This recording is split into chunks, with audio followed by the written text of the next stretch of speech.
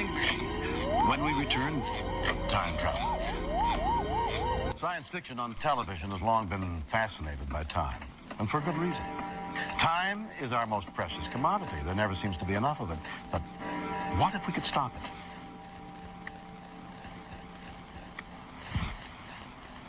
Imagine not only if we could stop time, but actually travel in it, revisit the past, or take a look at the future. Few ideas in science fiction are more fascinating than time travel. Few more intriguing than playing with destiny. In 1966, Time Tunnel tried to rewrite history from far below the desert surface. Here, scientists are working on a top-secret project. A tunnel that can transport people back in time. All you've ever sent back in time are mice and monkeys. So far, yes. Have you ever returned any of these animals to this laboratory, safe and sound? Not yet, no. But Then, so far as we know, this whole thing might be just a fancy disappearing act. So scientists Tony and Doug decided to test out the time tunnel before it was finished.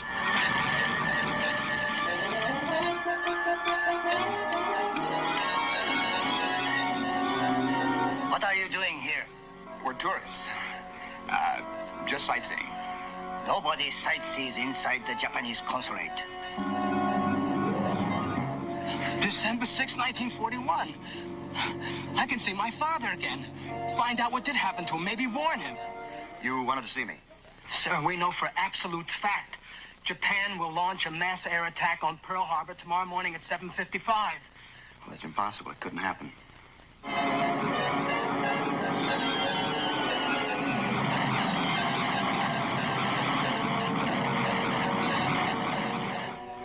I know you as well as I know my own son. I am your son. It's good to know my little boy will survive.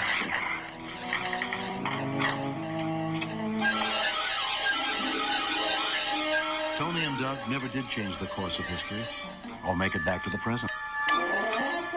Well, wherever he and Doug are now, at least they're together. But where? We couldn't begin to guess.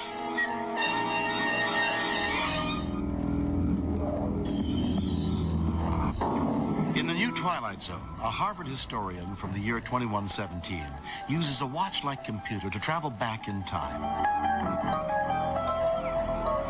His destination is Dallas to observe the assassination of President Kennedy. Get down! Get down! Mr. President!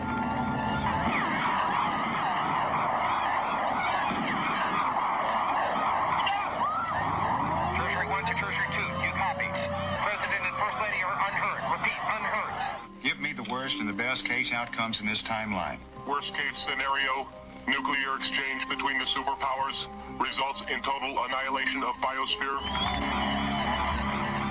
Realizing the consequences of his actions, he tries to set history back on course.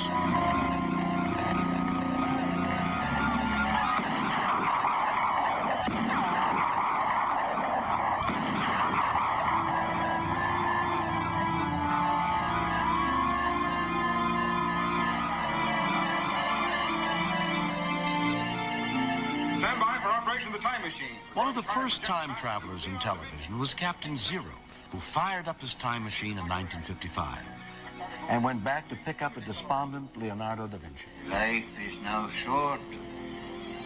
What have I completed? Nothing. Captain Zero brings da Vinci into the future so that he can see what has become of all his inventions. And now, Mr. Da Vinci, I'm going to refocus the view screen from your studio in the 16th century and show you some of the things that are going on in the world today. These are but a few of the types of aircraft that have developed from your original flying machine. Your life has been most worthwhile, and you still have much to do. Yes, my studies and experiments are certainly not in vain. And thank you, whoever you are, for conducting me through a most fantastic dream. Not even da Vinci could have imagined what it's like to time travel on television. Press the button, my friend. Send me back into time.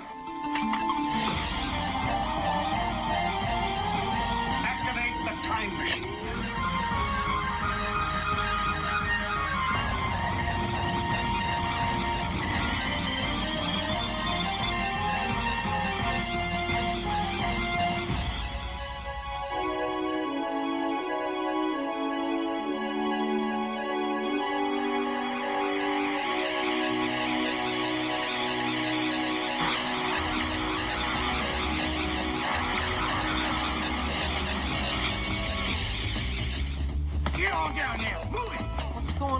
Find out soon enough, boy. Huh?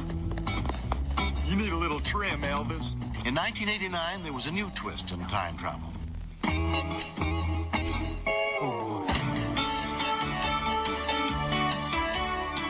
Quantum Leap, a failed experiment in the future forces physicist Dr. Sam Beckett to leap back not only to another place in time, but into another person's body. Wow. Sam is guided by his friend Al, a hologram projected into the past that only Sam can see and hear. One end of the string represents your birth. The other end, your death. You tie the ends together, and your life is a loop. Ball the loop, and the days of your life touch each other out of sequence. Therefore, leaping from one point in the string to another would move you backward or forward within your own lifetime. Which is our project, Quantum Leap.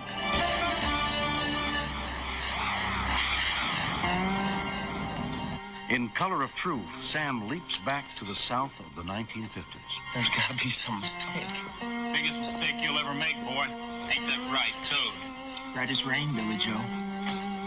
All right, you two. Why don't you just cut it out? I don't want to spend the afternoon cleaning up blood, do I, Jesse? No, you don't. You made tea for us. I thought I'd join you. I can't have tea with you, Jesse. Why not? Coloreds and whites don't eat at the same table. If you want to eat with me, who says you can't? I'll say I can. Why? Well, because it's the way things are. The way things have always been. Maybe it's time they changed. Miss Melanie, once you've seen the light, you cannot go back into the darkness. You want to go off and change the world? You're welcome to it.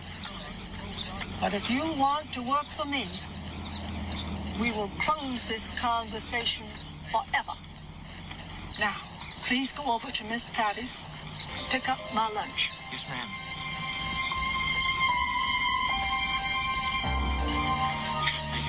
Never mind, Jesse.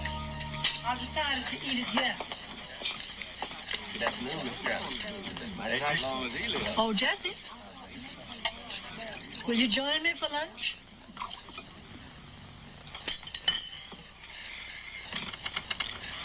Yes, ma'am, I guess I will.